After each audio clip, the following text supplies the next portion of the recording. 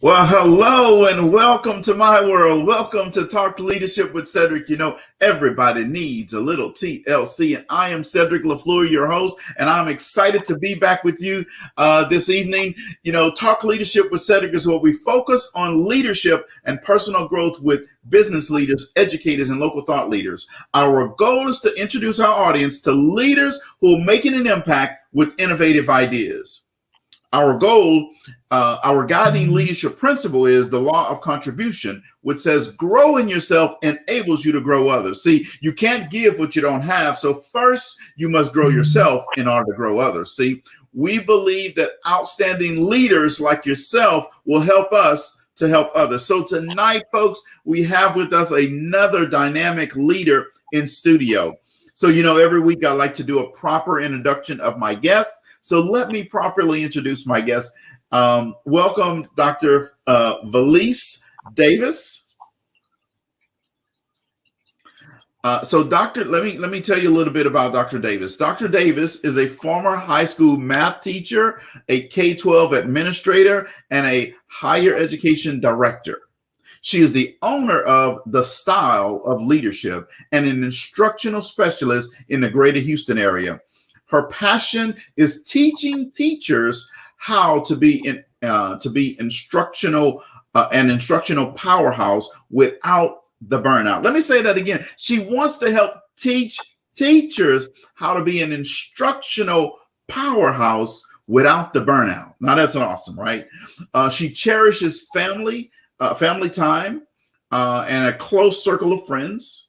She is a lover of coffee, sushi, wine, and bling bling. So welcome, Dr. Davis, to the show. Thank you for having me. I'm so excited to be here.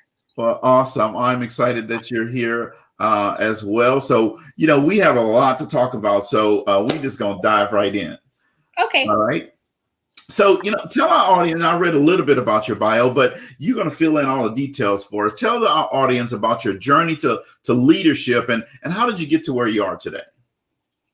Okay, so my journey with leadership actually starts with a couple things. I consider my formal education, the professional development that I've had, my life education that I got from my parents, and my life experiences. That's what I think made me where I am now with leadership. I'll start with formal education. So not that everyone has to have it to be successful, but that's the path I chose. As you mentioned, I have a bachelor's degree in of science, secondary math. I have a master's in educational leadership, and then I have a doctorate in curriculum and instruction.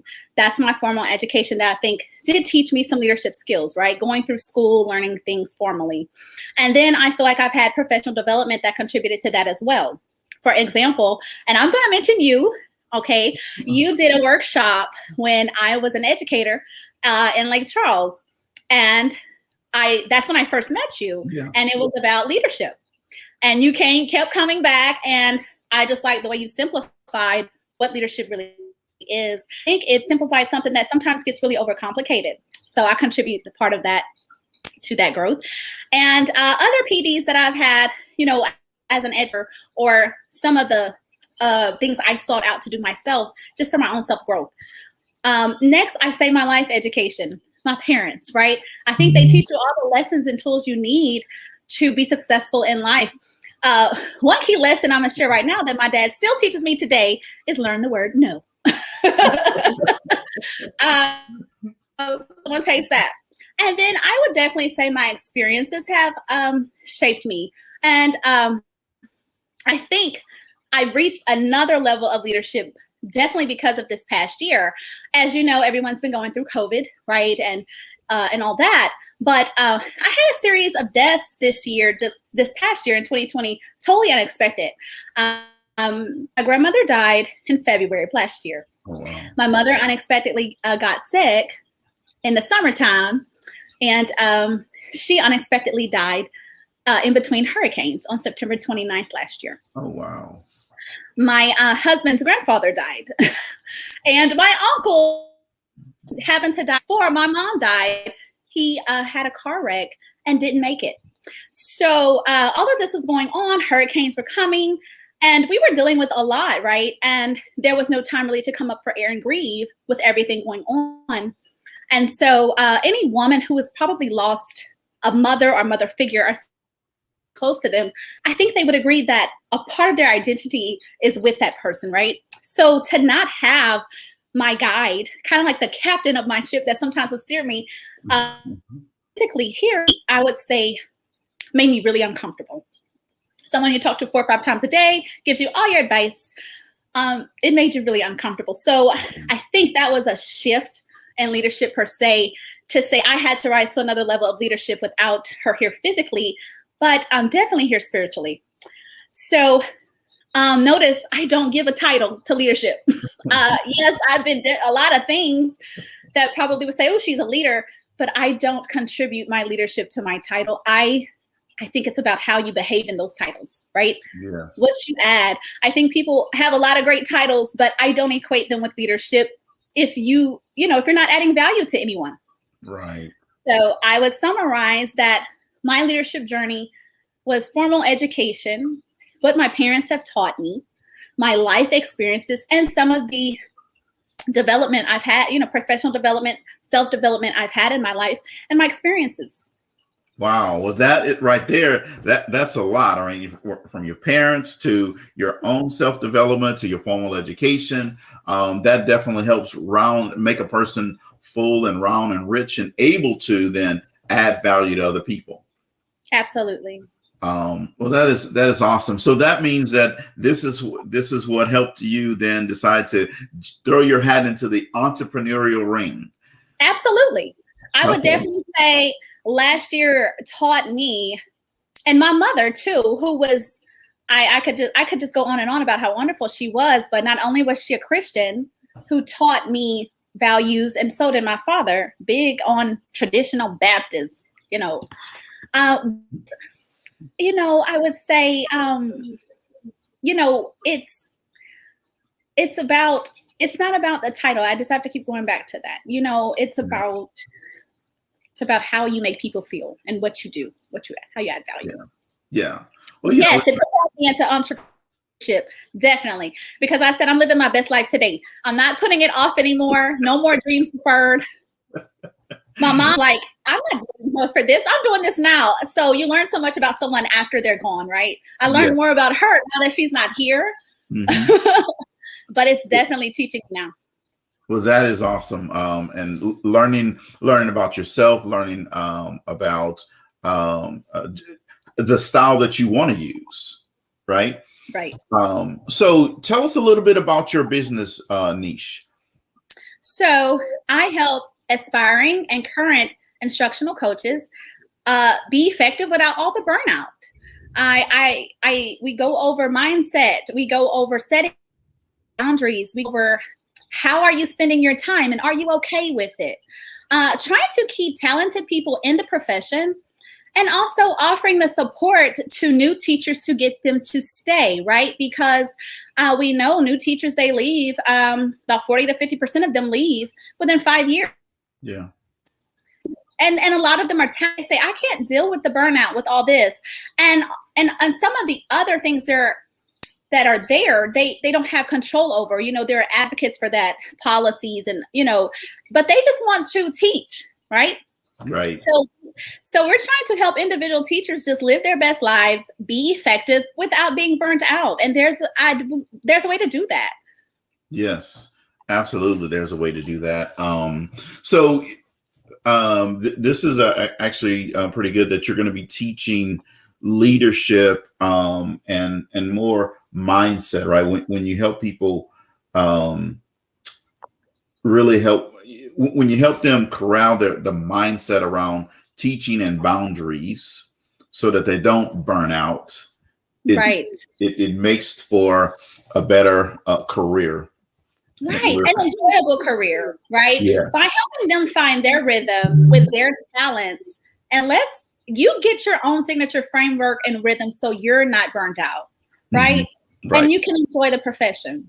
Absolutely. And everybody wakes up every day, wants to enjoy what they're doing. Right. It should be a hobby. It should feel like a hobby. It should. Yes, yes, absolutely. If your alarm clock, when your alarm clock goes off and you're like, oh my God, not now, then you know it's the wrong job for you. Okay. And I never feel this way about this business. So I'm in the right. Absolutely. So the name of your business is the Style of Leadership. Why the Style of Leadership? It's the style of leadership because I feel like everyone brings their own leadership spin to the table. I believe you can't neglect personality, just like with teaching in the programs that I'm doing. I can't neglect that teacher is a person.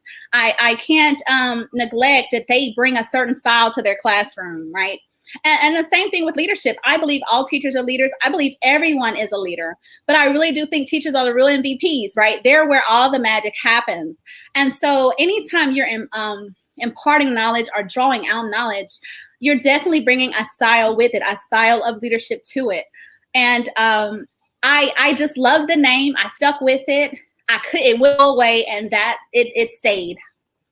Well, that's awesome. Well, I'm looking forward to seeing your journey as you progress. So you have a couple of events coming up. Let's talk a little bit about that. Then we'll dive into some other stuff here in a little bit. But tell our audience about some events you have coming up.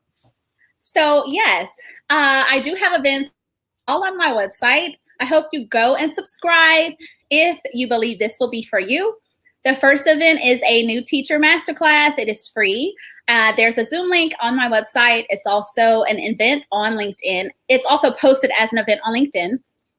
And I have a Powerhouse Educator Masterclass for the teachers who have already been in the classroom. They may be thinking about leadership, or they may just want a better way. Like, is there a better rhythm to engage kids without me being tired all the time? You know, those types of things.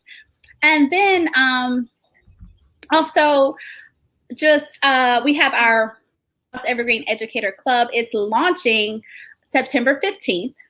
However, at the same time, we have a smaller subgroup that will start July 23rd, and that is on the website too if you're interested in starting in the group that will be before the big launch.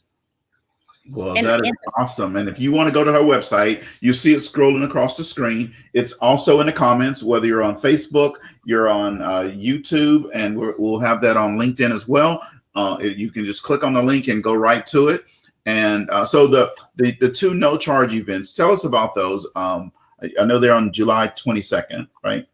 Right. So for the new teacher event, I basically want to help them narrow their priorities for the start of the year. So it's just going to give them tips about what they should be focusing on. It'll have a little workbook and probably like a lesson plan template they can kind of look at and some planning ideas, but also just the things they want to do at the beginning of the year to start the year strong.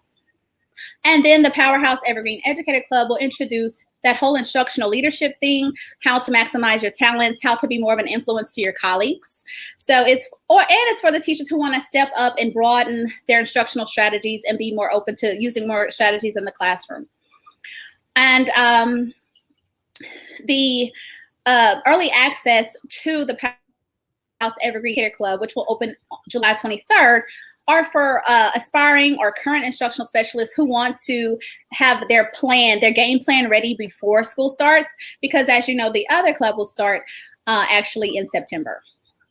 Okay. So it's for those who kind of want to have the game plan before school starts. Okay. All right. So jump on board every platform. You can just click on the link and go and register for it. Those are no charge events. So if you're a teacher, or if you know someone who's a teacher, or someone that wants to be a teacher, then you know what? Just go ahead and click on the link. It's July 22nd. That's coming. That's actually next week, next Thursday, in fact. So go click on those. One is at 10 a.m. It's called Mindset Masterclass for new teachers, and then at 1 p.m. Central Time, you come back and it's Powerhouse Evergreen Educator Masterclass. So click on the link and you can attend that. So, Valeece, what do you think is stopping people from being the best version of themselves? I would say a couple of things. I would say one, comparing yourself to others, leaving your comfort zone. You don't want to take, you may not be ready to take risks. You're kind of concerned about taking a risk that you feel like may not pay off. And I would also say just narrowing down your niche. Like, it is really hard when you want to do so many things and you have so many ideas that you will see that not narrowing it down at the beginning spreads you thin, and it's hard to scale. So I think if you narrow it down early and then get that rhythm going, then you can add on later, right?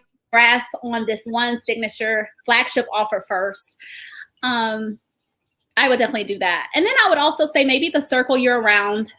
Sometimes you need people who will push you, who will entertain your new business idea, that kind of thing. So I think those are some things. And also mindset. I believe you are your worst competition, right? You are your worst critic. You are the one. So it has to start up here, because what we think, that's how we behave. Yes, absolutely. And mindset or limiting beliefs is the one killer that has killed more dreams than anything. And it's really our own limiting beliefs, not somebody else's limiting belief for us. Right. So if I rung the doorbell right now, ding dong, and your client walked through that door, what would they say about you and your service? They would say, I simplified the teaching and learning process. They would say, I want to learn more. They would say, you saved me so much time and made my life easier, because I didn't realize I didn't have to spend as much time on X to get the result for Y. Or I changed the framework for X to get the result for Y. Those things they would say. Well, that's actually a couple of the things they have said. Okay, well, that's awesome. That's great. So at the style of leadership, right? We know that leaders come in all different types of packages with different types of strengths, right?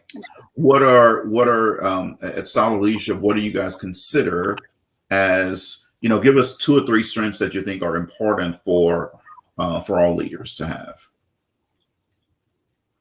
Say that last part again. For all. What are 2 or 3 strengths that all leaders should have? I definitely think they should value input, value people. I also believe they should be reflective. Having a system of constantly reflecting and going to my Baptist roots, the Bible says, every man should examine himself. Just try to think about how you can improve and what can you bring to the table for others. And also, who do you need to be around to add value to you, right? It's not always you adding value all the time. Some people are adding to you and, in that aspect as well. So, lifelong learning, those things for certain, I would say. And be open-minded. Yes, I love it. Thanks for sharing those. So here's what she said. Leader strengths. So evaluate yourself. One is you have to value input, meaning you have to be receptive to input from others, right? The second thing is you have to value people. You say you can't value input if you don't value people. Right. That's true. And then the last one is you have to be reflective. John Maxwell says, experience is not the best teacher. And we hear people say this all the time. He says evaluated experience is the best teacher. You see, because if you've gone through a bad experience or a failure, but you don't sit down to evaluate and reflect on that experience, what's going to happen is you're going to repeat that same thing again. Right. So evaluated experience. So be reflective is her third leader strength. I absolutely love those. So we're going to keep those on our list. So what has been some of the biggest challenges that you faced during your entrepreneurial journey?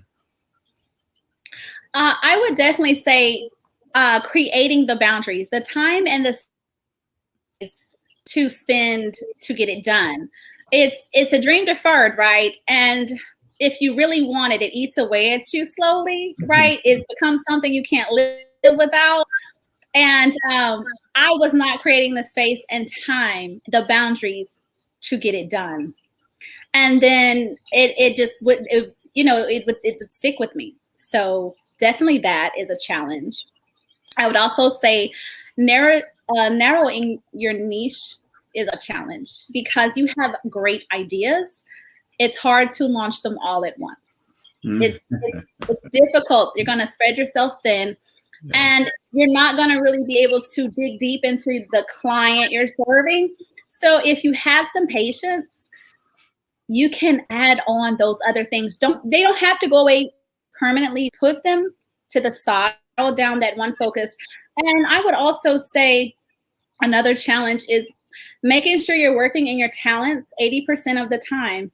If you're not delegating tasks, and as you scale your business, which I plan to do, hire people or hire, a software, something where you can free up your space and time to work on the meat, on your talent.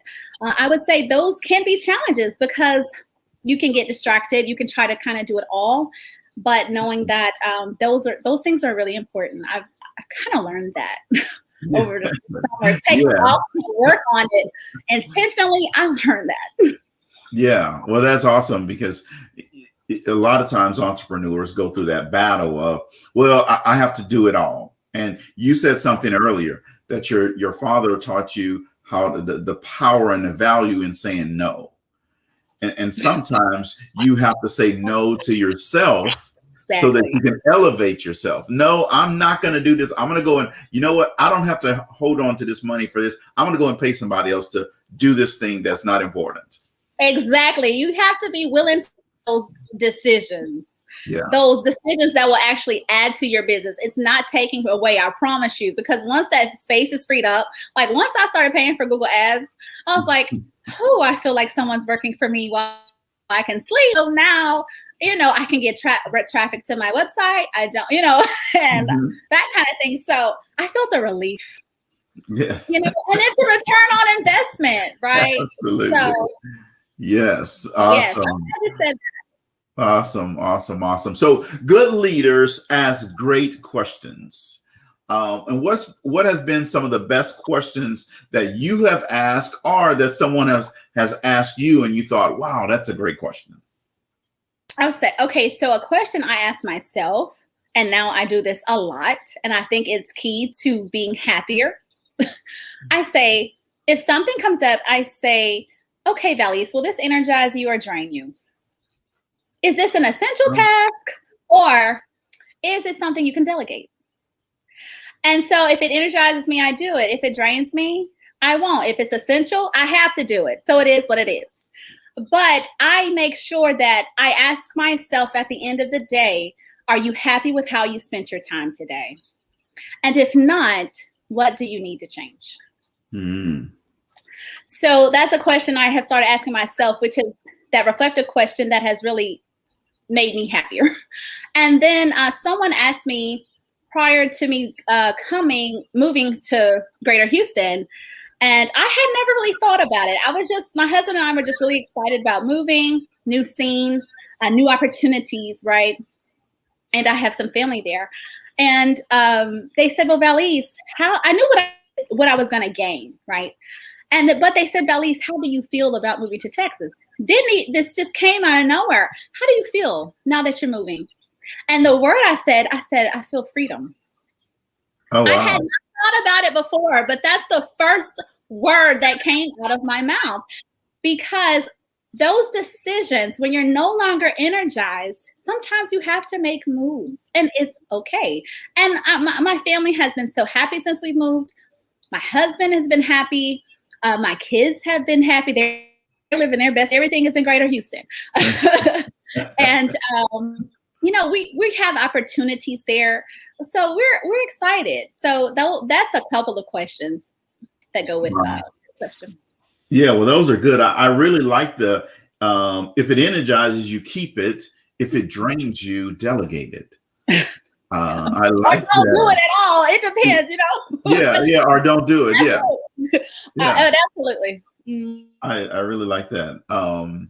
Well, and welcome to Houston. It's a lovely city, and It is. traffic is difficult, but Yes, it is. But we love it. And we're a little outside. It's not too bad. So yeah, we like yeah. it. There's just so much opportunity here. There's so many things to do. I tell people, if you get bored in Houston, it's not Houston, it's you. Yes, I would agree with you on that. I would agree with you on that. Yeah. So Valeece, so many times new entrepreneurs decide to give up. They say, I'm throwing in the towel. This is not working like I thought it was going to work. So what advice would you give someone that's listening right now and they're questioning whether they should give up or not? So I would go back to the question, the question I asked myself: how are you happy with your time? Is this something you can live without? Is this business, or is this the wrong niche? I started off in the wrong niche, and I'm not afraid to admit it. And that will drain you. So you really, I would inspire them to, and you know what? Maybe they need to do your program. Put your dreams to the test. Make sure they're in the right place, right? And make sure that's where their talent and where their passion lies. And if you know that's where your passion lies, then go back to thinking, are you working in your talents? Is it something you can delegate? Is it something you can scale or need to scale? I would ask those reflective questions, but particularly the one, is this business something you can live without? For me, the answer was no. So, yeah, I just had to find a better way. That was my thing. Awesome. So why do you think if we transition a little bit and start thinking about growth and growth mindset and those things, why do you think it's important that people continue to grow? Well, I definitely believe it's important because if you don't grow, you're remaining stagnant, right? You're not moving anywhere. And for me, I get bored. I think part of having a business is that you can revamp it. You can get excited about it. It doesn't have to grow stale. So I think if you're not growing, then you might grow stale, right? You might grow stagnant. So read a book, do the certification course you've been postponing, right? Go back to school if that's what you wanted to do. If you didn't want to go to school, join some group of people sharpen you. But by all means, keep growing, don't stop. So like right now, I'm reading, I've read a book by Rachel Rogers. She's a self-made millionaire. She looks like me. And she's very inspiring. And I read her book. I was inspired. And she gives great content, great strategies that work for people like me. And I'm also reading a book by Bonnie Lattit. I don't know if I said right, but it's called Dear God. And it's a beautiful book, just written with letters written to God. And it says, honest prayers to a God who listens, for inspiration. Wow. I like the title of that. It's a beautiful book. Okay, I might have to check that out. I'm always reading, so I have 4 books sitting right here on my desk right now that I'm in the middle of reading. All right, so then if we look back, I'm sorry, if we jump forward 10 years from today, you'll be 24. Yes, I will. So we're fast forwarding 10 years from now. Okay. So now we are out there in 2031 and you're looking back. Mm-hmm. What things have you accomplished with the style of leadership? Well, I've scaled my business to at least 6 figures or more, right? And I have also been able to invest in real estate. One of my failures was that I was a real estate agent and I thought I wanted to sell houses, and I did not sell not one. I had a license and everything. But you know what I found out? I'd rather invest instead. So I'd be investing in real estate, definitely. I would be sending kids to college and all that kind of good stuff for sure. And you know what? I would be setting up money to prayerfully take care of my grandkids, right? That's really, I have an ambitious goal. Okay. All right. Awesome. That's awesome. I always like to have people look those 10 years out and then say, here's what I've done. I've set up that account for my children's children. I've scaled my business to the dollar amount that I want to. And one of the things I did in those 10 years was I tried real estate out, and boom, it didn't work out for me. So I love that. So now all you got to do is go make that reality happen now. Right. So what would you say is the biggest thing that you've learned about yourself since you've been on this entrepreneurial journey? The first thing I would say is that entrepreneurship looks good on me. And I'm working in my natural talents most of my time. So it feels very natural. It does. It lifts you. It makes you happy. It feels super natural, right? Because anything you do in business, it should not feel like a job, right? If I talk to a client, I have fun with it. It's a hobby for me. It doesn't feel draining at all. It energizes me. It makes me happy. I had 2 clients last week. They were happy, high energy, fun. Was able to talk to them today, through email.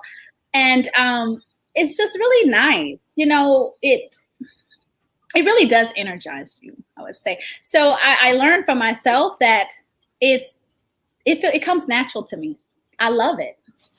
Well, that's awesome. And if it comes natural to you, then that means you're actually living right into that passion, and you're doing things that you really want to do. So that is phenomenal. So we have a segment on here that is called Would You Rather?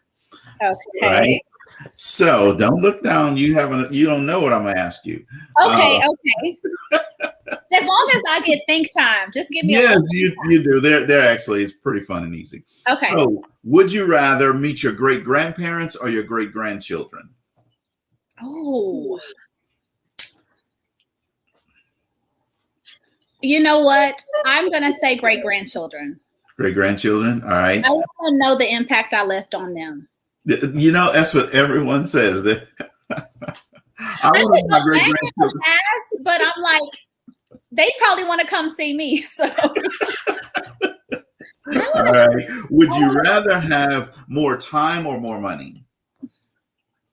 I definitely want more time or more. I'm gonna say more money, because I think with more money you can get more time. Okay. All right. I think that guy's on the screen. His name is David. He said he wants both. He wants to see his great grandchildren and great grandchildren. So would you rather have a life rewind button or a life pause button? I'm going to say pause. I don't know if I would rewind, only because I think some of those things made me who, I am. And if that was what God wanted or allowed, I'm okay with that. I would say pause if I just need a break. Okay. All right. All right. Would you rather no one show up at your wedding or no one show up at your funeral? Ooh. You know what? They don't have to show up at my funeral. I'm gone. I'm going to meet my maker. Yeah, you won't know. Everybody else will get gone. I'm not there anymore anyway. So like, he had no friends.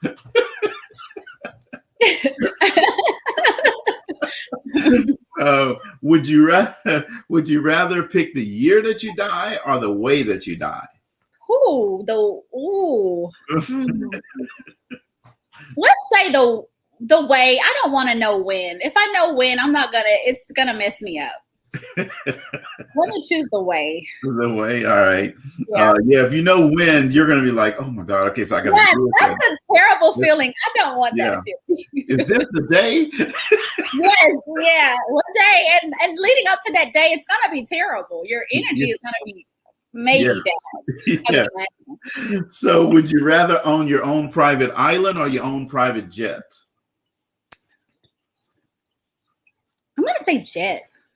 Jets. All right. Yeah. Would you rather be a pirate or a ninja? Ninja. A ninja. All Yes. right. A couple more. Would you rather fly to the moon or be invisible? I'd rather be invisible. I think that's the introvert in me. Okay. Or are you going to be sitting in a room listening to people talk about you? Oh, that is true. I didn't think about that. That is absolutely true. Last one here. Would you rather have $1 million in Amazon gift cards or $100,000 in real money? Amazon. Okay, I don't know. That's a hard one. If I had the real money, I can invest it. So give me the real money. I just like Amazon a lot, though. Yeah, well, everybody loves seeing those little smiles come to their front door, right? Yes, on the regular. And where I am now, I can get my packages in less than 24 hours. Oh, there you go. See? Another benefit of moving to Houston. Exactly. All right. Well, thank you for playing that round of Would You Rather. What would you say is the best thing that's happened to you so far this year? I would definitely say the best thing that's happened is taking off for the summer, for sure, to regroup, having time to breathe and grieve, because it's a lot. And I would say starting the business. I'm really happy with it. I'm really happy with how it's taken shape. I would definitely say that. And definitely moving. I think that was really a great idea for us. New scene, new opportunities. Awesome. So, you've had a lot of successes in your life. We've talked about some of those successes, but we've also all had failures, right? Right. So tell us about a time you had a failure, and what was a lesson that you learned from it? So I'll go back to the whole blog disaster. I had tried to start a blog, and what I learned from it is that I shouldn't be blogging. Okay. It did not energize me, right? I wasn't creating the space and time. The niche, it was the wrong niche. So okay. All I would right. definitely say that. And the time I had the real estate license and thought I wanted to sell houses. Didn't sell one. I'd rather invest instead. Okay. All right. Well, if you don't sell one, that's a good sign. Well, maybe this is not for me. Exactly. No, it wasn't for me. Tell us again, how can our audience stay connected with you? Well, definitely they should subscribe to my website. That is the best way to stay connected, and come to my free events. They're online. And they can also, if anyone's interested, they can schedule a free strategy session at any time, a 30-minute strategy session. It's on the website. You just click the link and choose your date and time. Awesome. And the website is thestyleofleadership.com. And you can find that. It's scrolling across the screen, but it's also in the comments, Facebook, on YouTube, on LinkedIn. All you have to do is click the link and go subscribe. Click the link and go subscribe. And then let's remind them about events that you have coming up. So the first event, the Mindset Masterclass for New Teachers, July 22nd at 10 a.m. And then we have our Powerhouse Evergreen Educator Masterclass for aspiring or current instructional leaders. How can you live your best life and still be effective? That's at 1 p.m. on the same day, July 22nd. And then we have our club opening up on July 23rd. The spots are limited, so if they want to know about that, they should subscribe or schedule a free strategy session. Or they can go straight to the link and say, I'm all in. It's on the website, and go right to it. Just jump right on in. Jump right on in. Yeah, that is awesome. So what do you do when you're just like, it's just your time off, and then it's relaxation time? What do you do? Well, our family, like I said, my kids love living their best life. So like, can we go somewhere? So we do a weekend trip. We'll go out, do a fun activity. We like to bowl. We like laser tag. We like Top Golf.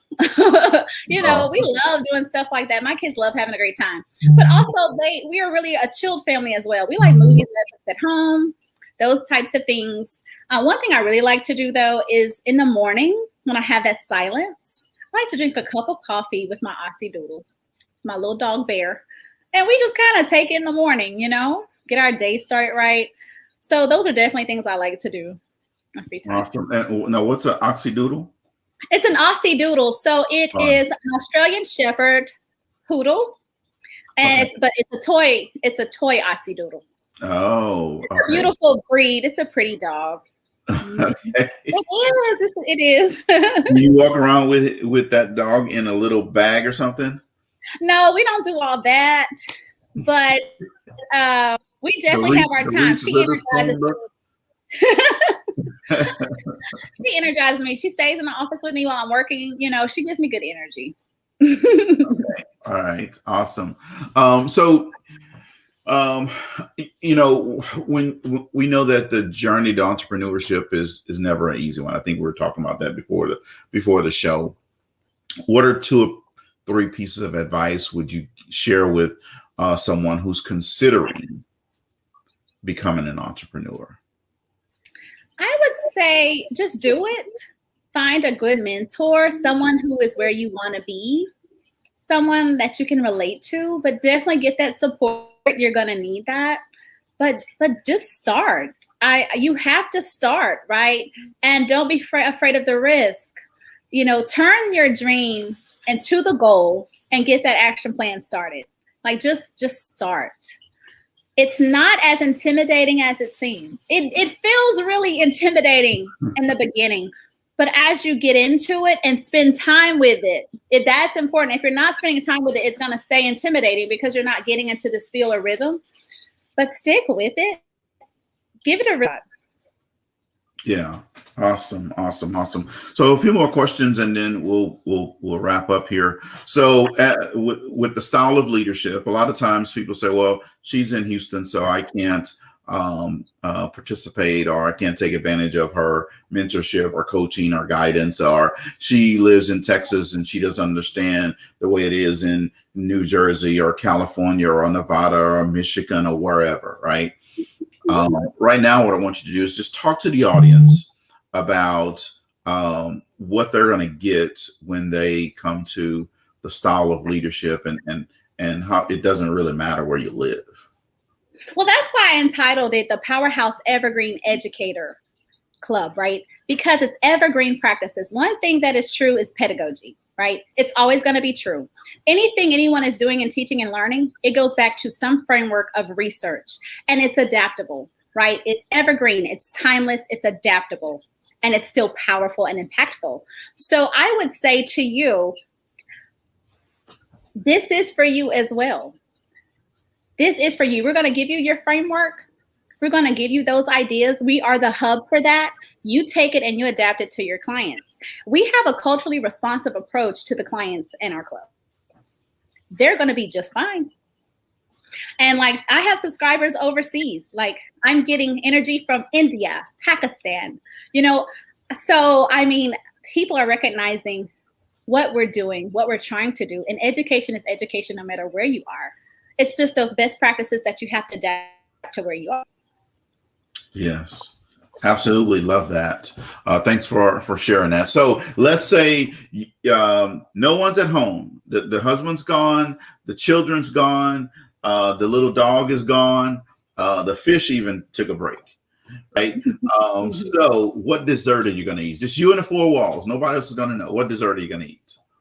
Oh, if I had it available, it would probably be a tea cake. Oh, well, you can always go to Lake Charles and go to Sweets and Treats. I like homemade tea cakes. Okay. Mm-hmm. Tea cakes are good. And it reminds me that I'm going to be in Lake Charles next week, so I might have to stop Sweets and Treats. With some coffee, it'll make your day. Like, it will really start your day off. Oh yeah, I'm not a coffee drinker, but oh really? Oh okay. Oh yeah, but I'm definitely a coffee drinker. Oh yeah, no, just the tea cake itself is. I'm good. Yes, absolutely. So, last question that I have for you is, if there was a book that was written about you, okay, what would the title of the book be, and what would be said in the back of the book in the summary? So, honestly, I would kind of take a spin off of how the other book I'm reading, it would be Letters to True 57. Actually, I want to write a book next year, at the end of next year. It's on my mind. But again, you don't have to do it all at one time. It would be Letters to True 57. I would say 57 because that's the year my mother was born. True because she was always true to herself. She lived her best life every day. She was mindful about how she spent her time. And it would be for educators who have gained, not lost. Because I think there's some of your hardships, you actually will find a birth of something new, right? You get this newness about you. In the death of my mother, I felt so much was born out of it. It took me some time to see that, right? Because you're grieving. But it was a catalyst for me not postponing this business any longer. It was a catalyst for me to stop sitting on dreams deferred. They'll eat away at you if you don't try. Yeah, absolutely. And the summary in the back of the book would say? It would say, this is a must-have for educators who want to live their best lives. Educators who have had hardships but need to see the opportunities and strengths that they have through those hardships to move forward. Wow. That's powerful. I like that. That's a great way to close out the show. I want to thank you very much for coming on the show, coming on Talk Leadership with Cedrick. We always say everybody needs a little TLC. So I'm excited that you're here. Thank you so much for having me. Yeah, sure. Absolutely. And best wishes on all your entrepreneurial journeys and you and your family's new home here in the great country of Texas, the city of Houston. You'll be glad at the next year when you get ready to pay taxes. There's no state taxes. Yes, we're excited about that. Now they're gonna get you on property taxes, but yes, that is true. That is true. Yeah, welcome, and again, thanks for coming on the show. So, folks, in another, right at 6:30 Central Time, I will be live on our Empowered Living platform. That's where we have our 2.3 million subscribers, and the power is going to be there tonight.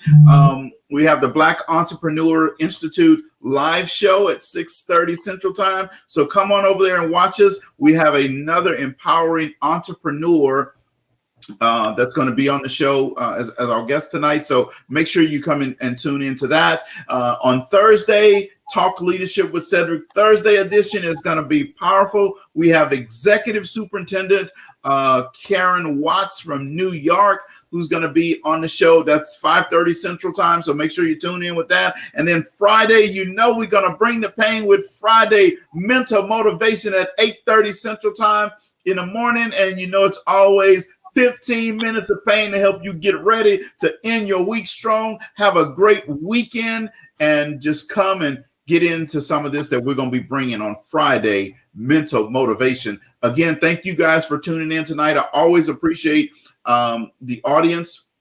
Your husband said she says that all the time.